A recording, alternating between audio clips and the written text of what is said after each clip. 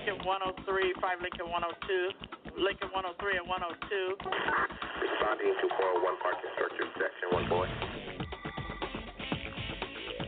Henry 8, Henry 9. Respond to gate 437 Bravo for your dignitary detail.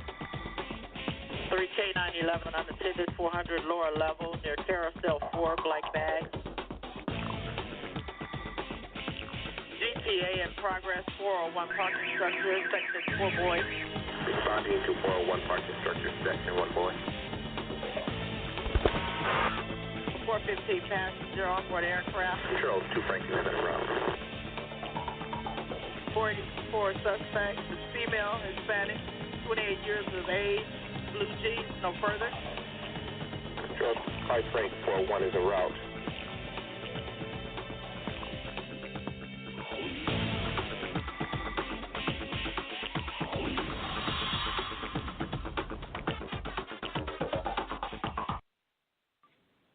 Welcome to this edition of the Private Officer Beat Radio, and we are broadcasting today live from our studios in Charlotte, North Carolina.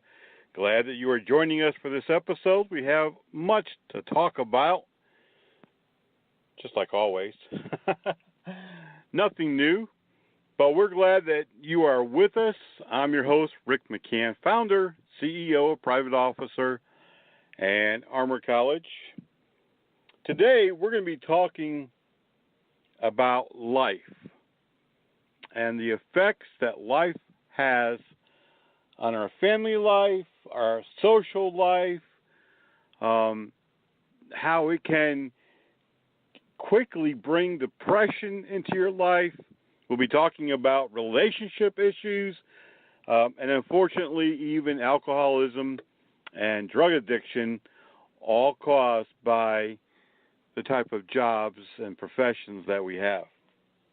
Today, we, of course, also have a lot of breaking news that we want to get to, as well as a laundry list of upcoming things that are happening here at Private Officer, as well as some announcements. Of course, we want to tell you more about the Security Officer Conference happening in Nashville, Tennessee, and how you can join it for free. It won't cost you a dime. That's right, not even a dime.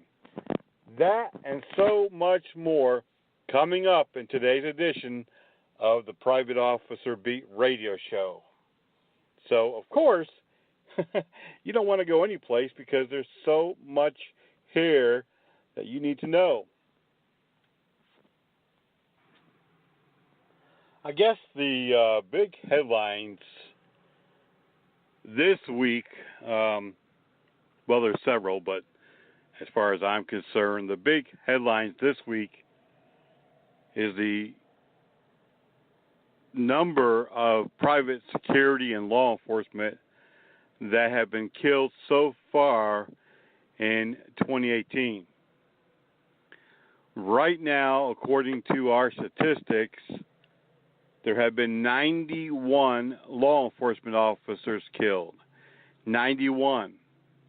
Of those 91 police officers, there's been about a 38% increase in firearm deaths.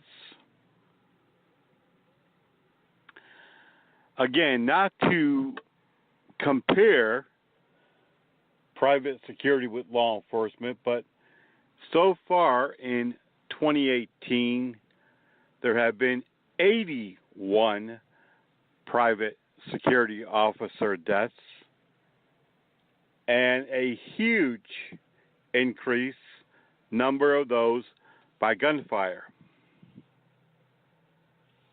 91 law enforcement, 81 security officers.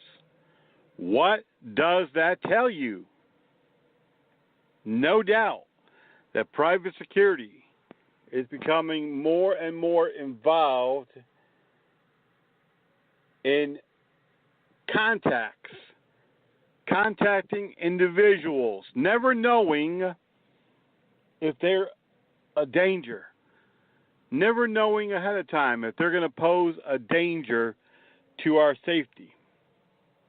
As I and Private Officer International has been preaching for 15 years, more and more security officers across the country and around the world, for that matter, is getting more involved in law enforcement, quasi-law enforcement duties.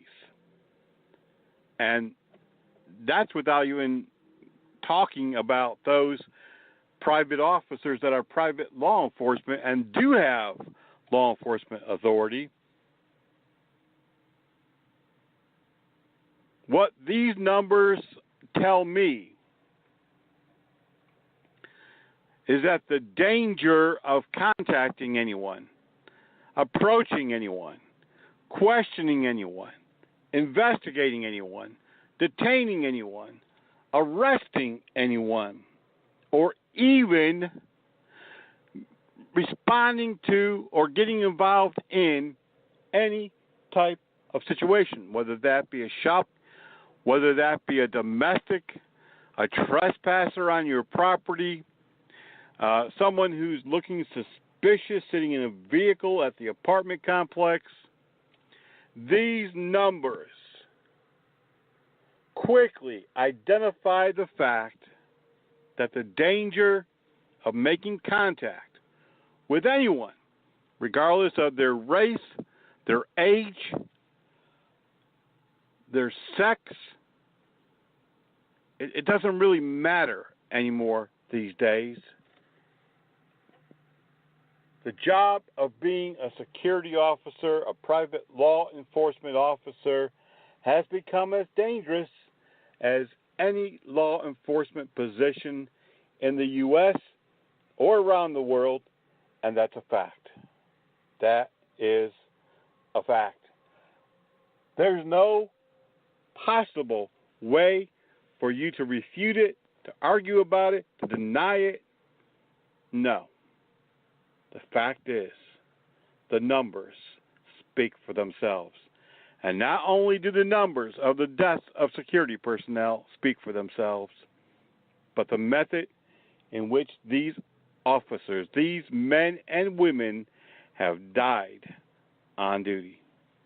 The fact that the majority is by gunfire should speak volumes to anyone. And yet, it doesn't always. There are still many non-believers. There are still many people who think, it's not that bad.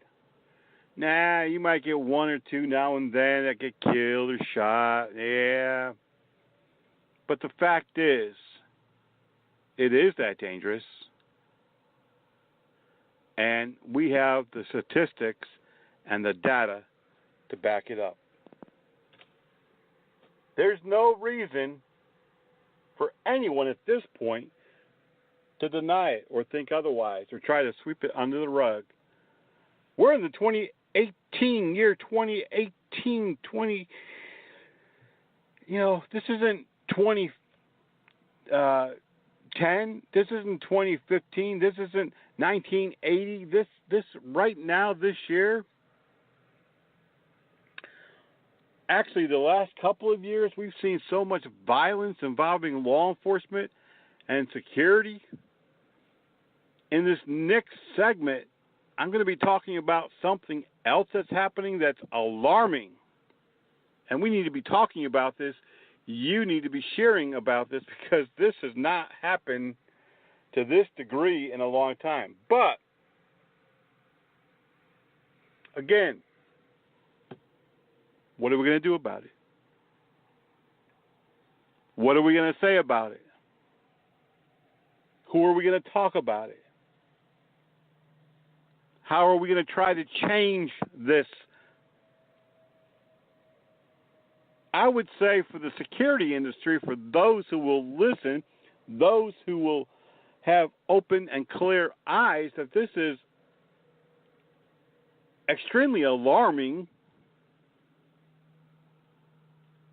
And we need to take some type of action to prevent these numbers of deaths. But let me give you one more shocker. As of today, more than 23,000 security officers have been injured or assaulted in the U.S., and that number will surely grow to over 40,000 by the end of the year. And we have had some years where we've seen it reach 65,000 assaults and injuries in 1 year. And while some companies acknowledge it, they don't see it as a crisis, they don't see it as an epidemic, they don't see any reason to jump on board and shout it from the rooftops and the mountaintops. They still think it's just something that happens. It's part of the job. It's not that bad. When we come back from this first break, we're going to talk to you and anybody who will listen, really, about something that has happened in the last 2 weeks that we have not seen to this degree ever. We're coming right back. Don't go away, because we want to talk about the mob effect. The mob effect. You are listening to the Private Officer Beat Radio. I'm your host, Rick McCann, Private Officer International. If you're not a member, be sure to join today at privateofficer.org. More than 45 member benefits that you can use every day. Plus, free connection to our legal, our management, our counselors, our chaplains. All of our resources are at your fingertips. All right, we got to take this break, as much as I hate to, but we are coming right back in just a moment. Don't go away, because you want to hear what else is happening this week in our industry.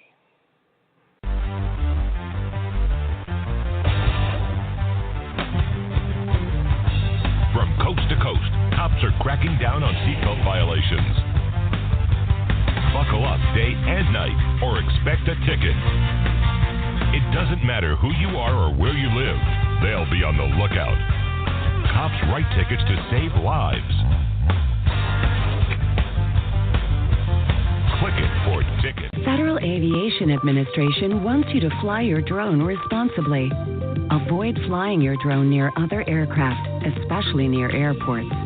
Fly your drone below 400 feet. Always keep your drone in sight. If you see a safety issue involving drones, contact local law enforcement immediately. Fly smart. Fly safe. Have fun.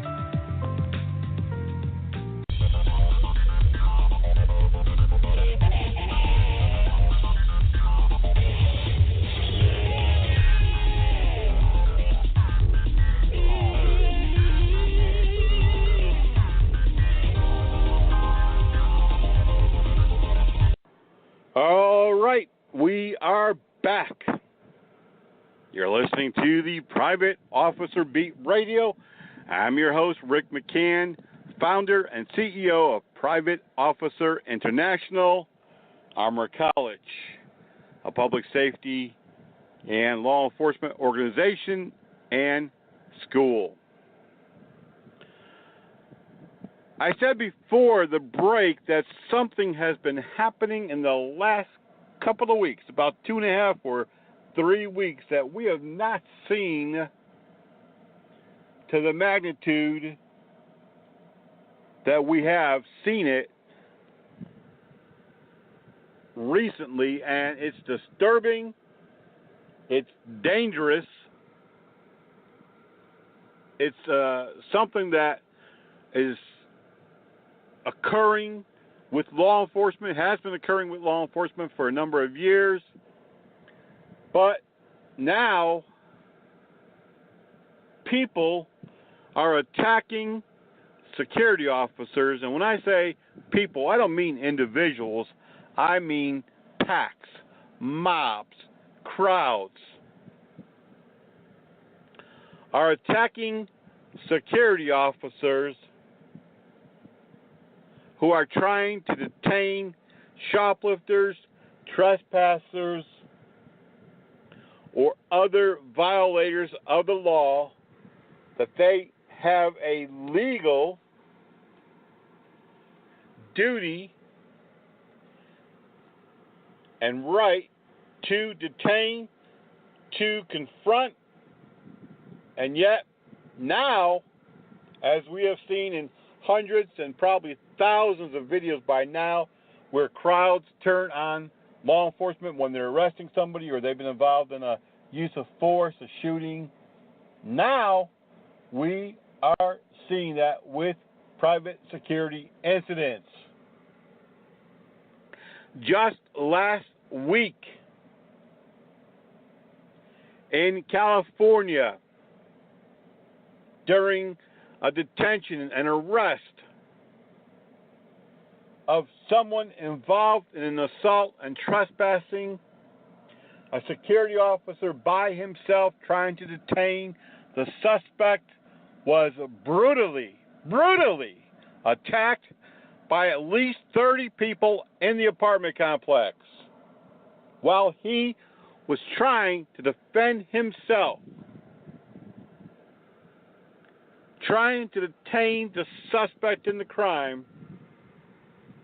It started with a handful of individuals who began screaming at the security officer, filming it, and then a violent attack by at least 8 to 10 people, with another 20 people or so standing around yelling, screaming, filming, and becoming riotous.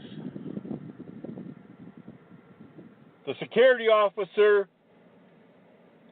sustained multiple injuries, but as far as we know, there was nothing serious, thank goodness. And he was able to get out of there, to get law enforcement. Several people were arrested for very minor assault charges. No felonies, not one charge of being involved in a mob or a riot. It was a horrible sight. And unfortunately, it wasn't the only attack that happened in the last 2 weeks or 3 weeks. Another attack in St. Louis, Missouri. And some believe and say, including law enforcement, that this individual brought it on to themselves, and it's really hard to say if they did or not. But from the news reports and a statement from St. Louis police, a person that had been previously trespassed was in a convenience store and I believe involved in a shoplifting incident. I think it was like $10 worth of merchandise. 2 employees of the store, and I mention this next part only to set the tone of why some of these things happen. They were not from this country. They were immigrants. I don't know the status, if they were legal, illegal, I don't know. But from their country, it was proper to whip, another word for beat, someone caught shoplifting, and so they did hit this woman numerous times. And the crowd, several people in the store and hanging around outside the store. It was a neighborhood store where a lot of people were, frequented and were outside, became very upset. Now, the store had a security guard.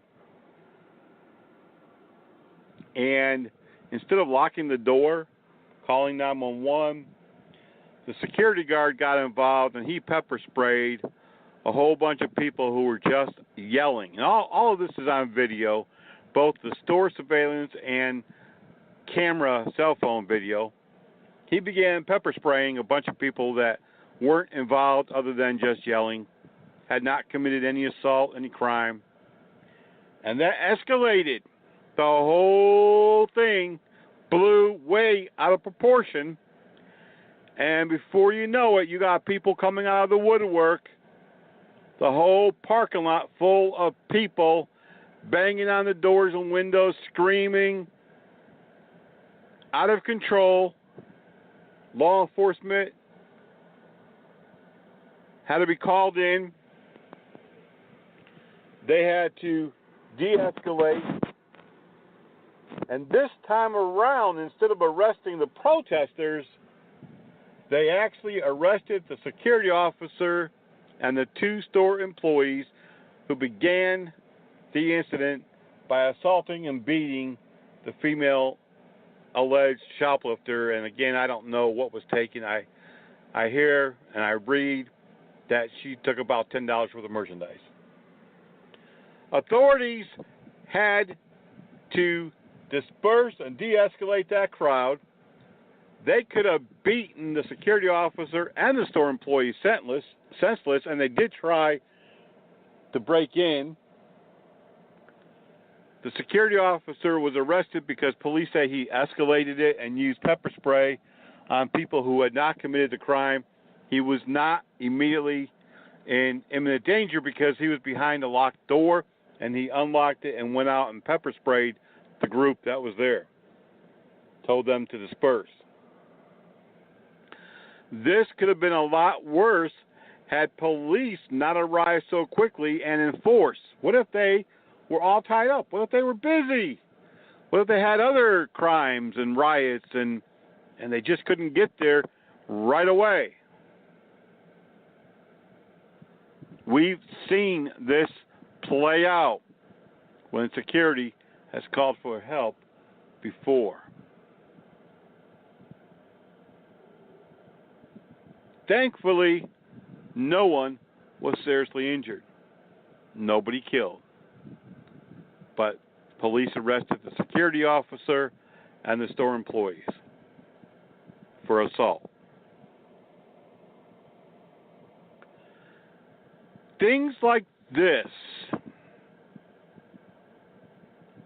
can really put you in harm's way, danger, and it could end your life. Let's just be honest. If someone in that crowd had a gun and wanted to shoot the security officer and the store employees, they would be dead right now. We're starting to see the same type of response by citizens when security detain, arrest, or otherwise try to control the public, and others in the area put the word out. You instantly get people crawling out of the woodwork. Everybody wants to be involved, even though nobody knows what the heck is going on, who did what started what. They don't care about that. They just want to be involved. They just want to be engaged in the riot, in the conflict. They don't want to be part of the solution. They want to be part of the problem. And so they come down not only to look and see, but to get hands-on. And yes, let's be honest, some of this is racially motivated both ways. Whites, blacks, whites. It's not getting better. These things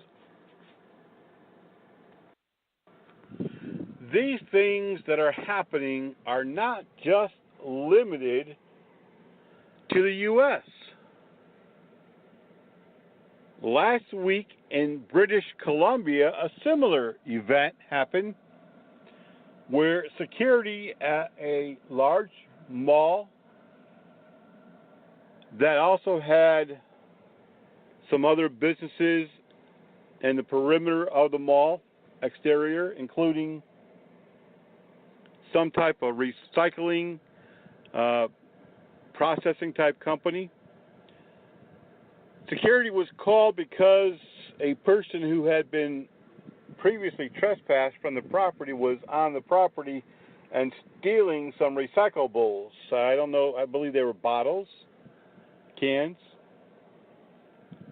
When security arrived, they recognized that the man was previously trespassed, and he wasn't supposed to be on the property at all. They tried to take him into custody. A large crowd, of course, gathered, began yelling at security, began filming. Of course, several people called police, including the mall and the security staff.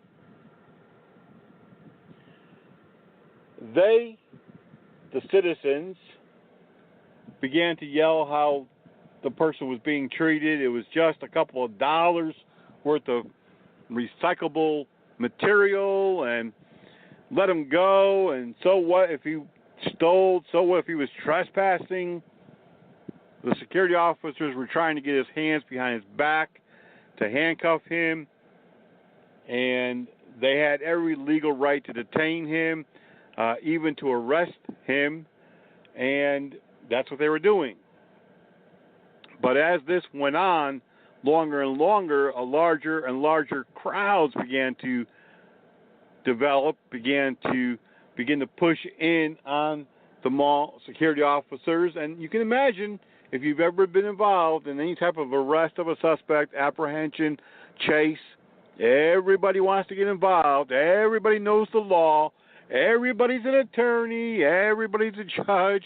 Everybody knows everything. And, of course, we know that's not true. 9 times out of 10, none of these people would have lent a hand. None of these people were educated in the law. None of them were law enforcement, retired judges. No, of course not. They just wanted to be heard. They just wanted to get involved. They just wanted to make it tougher on the security officers. And when you have crowds pushing in on you, filming, yelling, chanting, and being disruptive, almost to a riotous stage as they were in St. Louis, that's a dangerous, dangerous spot for the private officer. Even if it's a law enforcement officer, if they don't have enough backup, it's a dangerous, dangerous spot. The focus is to detain, arrest, subdue, and to stop the threat. And then you've got to be looking over your shoulder during all of that to make sure somebody else isn't going to assault you, stab you, shoot you, take your weapon. It's chaotic, it's dangerous, and it's no longer just happening to law enforcement. 3 incidents in less than 3 weeks. Now, we've seen this every once in a while, especially at a shopping mall where they're trying to detain a shoplifter, and if it's whites and blacks or blacks and whites, Hispanic, everybody wants to call it racist. Everybody wants to be heard. Everybody wants to get involved. But that involvement could be very dangerous to the officer. So now we have something else to be concerned and worried about besides the threat that the suspect poses. Now we have to worry about who might be helping them, who might step in to aid him, to help him escape, to assault you, or worse. We can talk about situational awareness all day long, but this is a whole lot more than situational awareness. This is, you have to have your head on a swivel 100% all the time, especially when you're trying to apprehend, detain, arrest someone.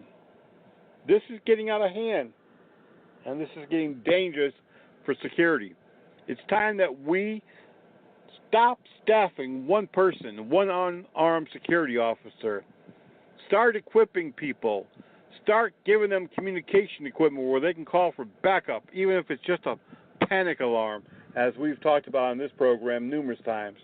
We need the right people in the right job with the right equipment if we're going to get involved, if we're going to be chasing down suspects, apprehending people, even confronting people that might be trespassing, shoplifting, or acting disorderly. When we come back, we're going to be talking about some upcoming events and share the week's news with you. You're listening to the Private Officer Beat Radio.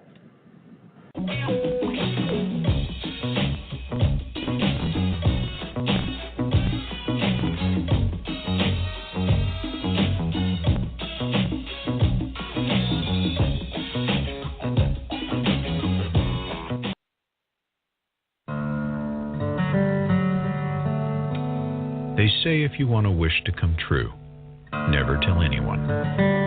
But there is one wish that can make the difference between life and death. And this wish can only come true if you tell someone. Please, let your family know you want to be an organ donor. Doing drugs is like being on top of the world. Everyone says so. Everyone seems to be having one dandy old time. Hey, it's part of growing up. Or is it? Just think about this. Before you go and do something you've never done before, you just better know what you're jumping into.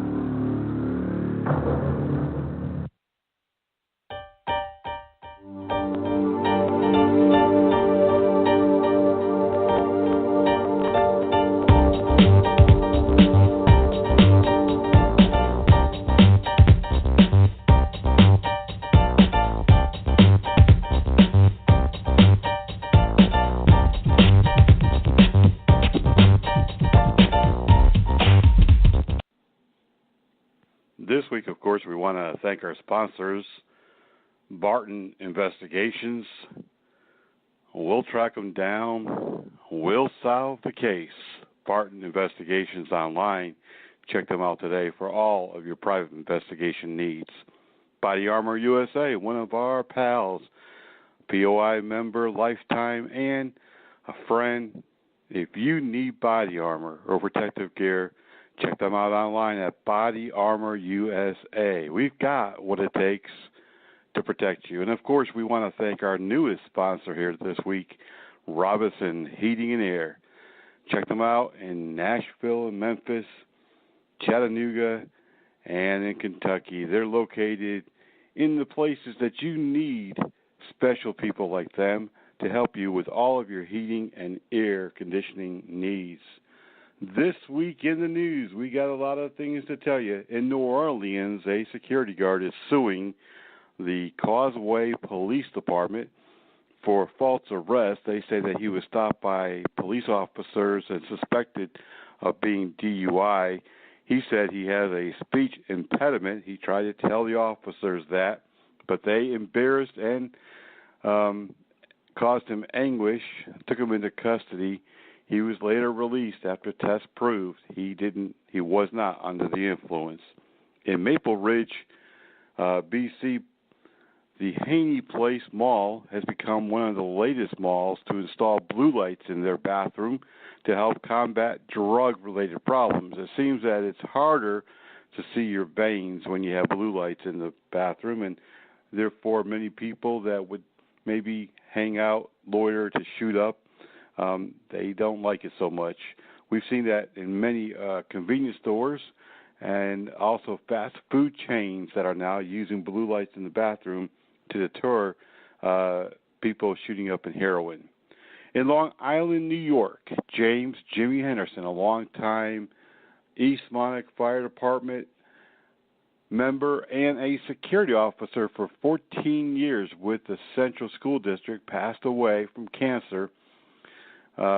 According to his family, he was 78, a dedicated EMT firefighter on the squad, and he was working at the school as a security officer for the past 14 years. In Alabama, a new report released this past week says 1 in 4 Alabama public schools still do not have a security or law enforcement assigned to the school. Schools K through 12 are without school resources, officers or security, leaving thousands of students unprotected. In Detroit, Michigan this week, a security officer on patrol at the Motor City Casino spotted a child all alone. He went to investigate it, and he found that the mother had left the 3-year-old by himself while she was inside the casino for a substantial amount of time. Police were called, and the mother has been arrested. In the Baltimore area at the White Marsh Mall, a fight broke out Saturday when mall security attempted to get some of the underage kids that were hanging out at the mall out of the mall. A large disturbance broke out. Baltimore County Police responded. 9 people, including 2 adults and 7 juveniles, were arrested. Several were arrested for assault on police. In Peoria, Illinois, authorities there say a man at the local Kroger store did not like the way the security officer was dressed, began to verbally assault the security officer, and eventually did physically assault the security officer. The man was arrested. Now, what ticked him off about the dress of the security officer, we're really not sure. In Las Vegas, Nevada, a security officer pursued a suspect on his bicycle and was involved over the weekend in a shootout. Julian Castro, 20, had been gambling inside the casino. He was asked to leave the property because there was a trespass against him. He got into a shootout with the security officer who was wounded. Security officer James Basson suffered gunshot wounds to the shoulder and arm, but still chased down the suspect and managed to handcuff him, and police took him into custody. In Myrtle Beach, security there was assaulted after a man was told that he could not enter the beach club. Officers say 23-year-old Brandon Outs was charged with third-degree battery and released on bond. Police in Culpeper, Virginia, report that they stopped a possible attack on one of their local schools. A 13-year-old boy confessed to plans to kill or do bodily harm on the first day of school. Police got a search warrant. They found a pellet rifle, a bow and arrow, some knives in his room, and they did take him into custody and charged him in the juvenile and domestic court system. Police are reporting that in Halifax, Canada, several men attacked and stabbed a local security officer at a nightclub there. The men caused great bodily injury. They did escape, and they are on the lookout. In Indianapolis, business owners have decided to hire their own private security team after months of crime, assaults, and violence in the area. The neighborhood has gotten together and hired a security team to physically patrol that area. The University of Massachusetts Police very upset right now because several new properties that have been taken over by the university will not be patrolled by UMass Police, but instead private security will be used to patrol them. According to the University of Massachusetts, these are smaller campuses and don't warrant law enforcement at this time. UMass Union say that they're going to protest this move. In Atlantic City, at another casino, another mother has been arrested. Actually, it was a babysitter that was arrested after 2 children were found wandering around in the parking garage of the casino. Police charged 23-year-old Sean Saunders after they returned to the garage. Police also found marijuana and other drug paraphernalia and arrested them. In Westminster, Colorado this past week, police were called to a shoplifting where an LP agent was threatened with a knife. Police chased down the suspects at the 120th Avenue and Sheridan Boulevard and fatally wounded that suspect after he failed to drop his knife. Miami police report that they have stopped a rolling bomb that contained more than 180 gallons of gas that they had siphoned out and stolen from several gas stations. They also recovered numerous stolen credit cards and other information that showed that this was a gang. Police in Cleveland, Ohio, are investigating after a number of Cleveland police recruits were caught cheating during an exam. Police say that the recruits are currently suspended from the academy and are under investigation. Police in Raleigh have charged a man at the Poland Memorial Baptist Church after he walked into the church with nothing on but a T-shirt. He's been charged with public indecency and posted a bond. Recently, just in the last 6 or 7 days in Michigan, the Supreme Court of Michigan has ruled that the schools, public and private, have a right to control weapons on their property. They can have gun-free zones if it's up to them. The Michigan Supreme Court ruled against the Ann Arbor Public School and the Michigan Open Carry in a previous lawsuit. They say that the schools can make their own gun laws. There is a lot of breaking news 24/7. Be sure to check out our news blog. It's published every day faithfully, 365 days a year.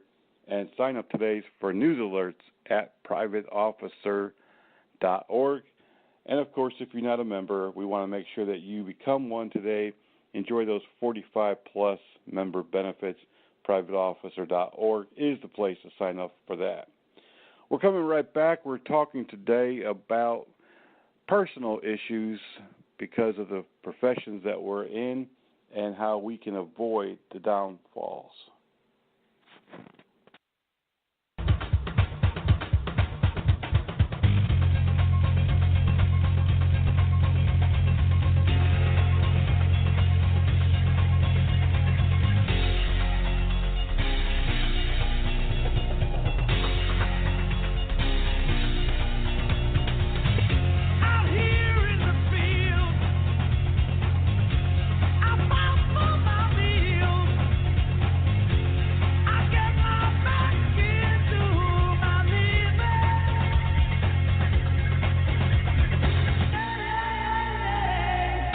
For some children, America isn't the land of promise. It's a place where every day is a struggle. Because today in America, 1 in 6 children lives below the poverty line. For these children, living in poverty means going without medicine, going without food, going without a warm home, or even a roof over your head. And that's life for nearly 13 million children of all races, all across America. Where will you draw the line and get involved? You can help these children and their families find a way out of poverty for good. And you can make a difference in more ways than you think. Will you help? Go to povertyusa.org today. Because 1 in 6 children in poverty is one too many. 27, I've got both the victim and the suspect here on 33 just. 134, be advised, Mary, please come in closely with the suspect and the victim. West. A lot of people believe, mistakenly of course, that those working in security positions, guards as they call them, are just working normal shift. Usually 8 hours, so maybe it might be 10 or 12, and occasionally maybe even 16. But they wrongly believe, for the most part, that security officers work regular hours. They have a normal schedule. They have normal days off, like somebody working at the bank or the school or a factory job, a manufacturing plant. Many people believe that security officers punch in and punch out, do their thing, and go home, and that's it until the following day. How wrong could they be? As anyone who's worked in this industry even for 1 month can tell you, these people haven't a clue. They are so far off base that they never could understand what security and public safety and first responders, what those type of employees actually go through on a regular basis when we're talking about their shift, their work hours. You see, society, for the most part, is set up to be a regular schedule of hours for employees in most industries, most companies, most businesses. 8 to 5, 9 to 5, 6 to 2, 3 to 11, 11 to 7. You know, those are normal set hours you have every weekend off or every Sunday and Monday.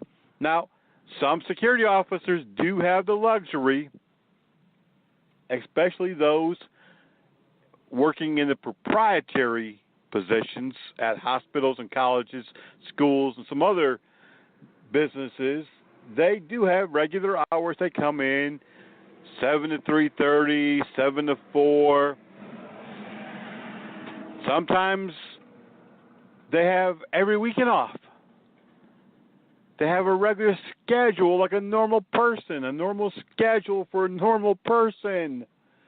But the fact is that most people working in this business or any public safety, law enforcement, first responder type position understands that's not the reality for most people. In fact, it's just the opposite. Most people understand in this industry that it's shift work that can vary from day to day. If you work for a contract security agency and you're a security officer, you're the low man on the pole, totem pole, you may have a different shift every few days, every day. You may have a different assignment 2 or 3 times a week because your schedule may depend on where they need people. And there are some security companies who have flex assignments. Today you're working 7 to 3 at XYZ company, and tomorrow you're working 11 to 7 at ABC warehouse, and then the next day you're going to be off, and you didn't even know it because they didn't tell you that until the few hours before or the day before.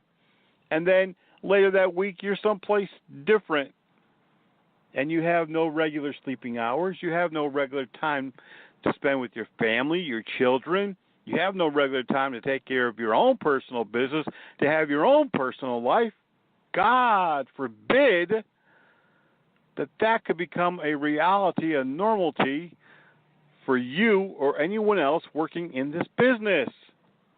Because, like I said, it's not the norm. Even when you have a permanent assignment, how many times have you gotten the call from the office? Oh, George, can you please go in and fill an extra shift tonight? When you leave XYZ company, can you please go over and work that overnight shift? I'll have that guy hold over and you can relieve him. Well, ma'am, I just worked 10 hours and I got to get, some sleep and I got some personal. Please, if I promise I won't ask you the rest of the month. Yeah, until the next time they need you, and then, of course, you're going to get the call. And the more reliable, dependable you are, the more in need of money you are, guess what? You're at the top of the list for that call as an owner of a security company, as somebody who's worked for regional and national security companies in management. I can tell you that's just how life goes. But you're not the only soul having to go through this type of life, because those working as EMTs and paramedics and firefighters, they often work 12, 16, 24-hour shifts. They're supposed to be 1 day on, 2 days off. Guess what? Especially right now with so many agencies being short-staffed, there's people pulling all kinds of crazy hours. Again, some do it for the love of money, and actually, once taxes are taken out, with all the extra money that you're making, yeah, you might take home an extra $25 or $50, but the government got most of it. That's the reality. Some people do it because they think it's the way to promotion. Hey, if I take all of these overtime shifts, if I do everything that they ask me to do, if I'm always available, if I'm Johnny on the spot, if my phone never goes off, and if I'm always a yes man, I'm going to be promoted. No doubt about it. I'm going to get that next promotion. And then the next promotion comes, and how soon have they forgotten who they were depending on? Somebody else gets the promotion, somebody else gets the raise, and you get a slap on the back, thank you. Sometimes not. Even those working in professional, full-time careers in law enforcement, public safety, they're a shift worker. Many police and fire agencies rotate their shift. You might be on day shift this month and third shift next month. Your days off might be Thursday and Friday this month. Next month it might be Tuesday and Wednesday. And even some split the 2 days up. Tuesday and Friday are your days off. Especially if you're the low man on the totem pole, if you're a newly hired employee, if you're a recruit, if you are the guy who has no seniority, then yeah, you're taken advantage of in that way. There's no two ways about it. There's no way that people can say, oh, no, we treat everyone the same. That's not true. We know that. What does this do? What does this type of schedule, what does the fact that we're not being paid reasonable wages to begin with, what does all of this do? How does it affect our family life? Those of us who are married, those of us with small children, this schedule might be okay for some old-timer, he's all alone, or maybe a young 19, 20-year-old, no real life, out of school, just working for a paycheck, maybe wants a new car, or get his own apartment. Yeah, it's okay for them. But if you're 30-something, even 40-something, 20-something, married, or, you have a good extended social life, many of friends, many things that you like to do, then this type of work is hard on your body, on your life, on your social life, on your friends, your family, your kids. It's even hard on your health. I worked the midnight shift and the split shift between second and third for dozens of years, many years. I actually enjoy the third shift. I love being on the night shift when it's quiet and I can see what's happening and I can respond to those real hot calls, those emergencies, without too much traffic, without too many supervisors looking over your back, over your shoulder. Yeah, it wasn't bad at all. But when you have kids, responsibilities, when you want to be a true dad, a coach, when you want to be a mentor, when you want to have a social life, when you want to make your kid's birthday, when you want to be there with the family for Thanksgiving, Christmas, and all of those other very important dates that you'll never get back, working in this industry or, many public safety industries, just doesn't work. I had a friend for many years who worked with the Nashville Metropolitan Police Department Homicide Unit. Every time he was on call, there'd be a homicide. He'd get called out. Middle of the night, the middle of graduation, the middle of shopping. I don't know how many times he would leave in the middle of a special event to respond to a murder. I've been there. Completely no.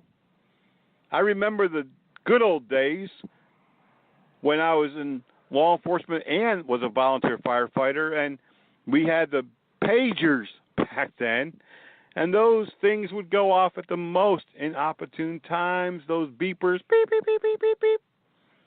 Engine 29, Ladder 1, Rescue 15, Command 7, automobile accident, multiple injuries, entrapment, 1 overturn. Yeah, I remember those dates. It was what I signed up for, though. It was what I was expecting. It was what I wanted. And it had the downsides when it came to family and kids and other things I had going. But if you've been there, you know what it's like. As a security officer, especially somebody who has a flexible schedule or days that change, it's important that we take care of ourselves. First of all, we need to sleep when it's time to sleep. When we have a day off, we need to rest and not do 100 other things. I don't know how many times when I was working third shift that I would do a lot of my running around chores during the day and then catch a cat nap before I went in the third shift. That's not good. I can remember many times when I would come home exhausted, so exhausted that I slept sitting up in the recliner or on the couch, only to have my phone ring off the hook. And, of course, I got back up and I was back at work doing the things that, you get paid for. If you have a family, that's not good. You have to have certain scheduled times to sleep. No matter what your schedule is, you've got to be able to sleep regularly every day, whether that's between 2 p.m. and 6 p.m. or 8 a.m. until 2 p.m., whatever it might be. And the days that you're off, you've got to be able to set your circadian rhythm where you're doing the same thing. You don't want to change for one moment. I know that's hard to do, especially if you have a family. They, a wife, a husband, they want you in bed with them. But you have to get that rest. You have to eat somewhat well. You can't chow down a bunch of crap. You can't, stuff yourself with snacks every day, 7 days a week, 24/7, and think that your body is going to respond and work the way that it should, because it's just like a motor vehicle. We know if you put garbage in, you're going to get garbage out. We also need to exercise, of course. Easier to say than to do. I understand that fully. But we need to really find a time when we can sleep regularly every day, eat regularly every day, try to work out somewhere along the way, whether that be just some push-ups, maybe run a couple of miles, whatever it might be. We need to do that as well. And, of course, we need to have a social life. On the days off, don't drink. Don't have a hangover. Don't puke your guts out because, this is my day off, Friday night.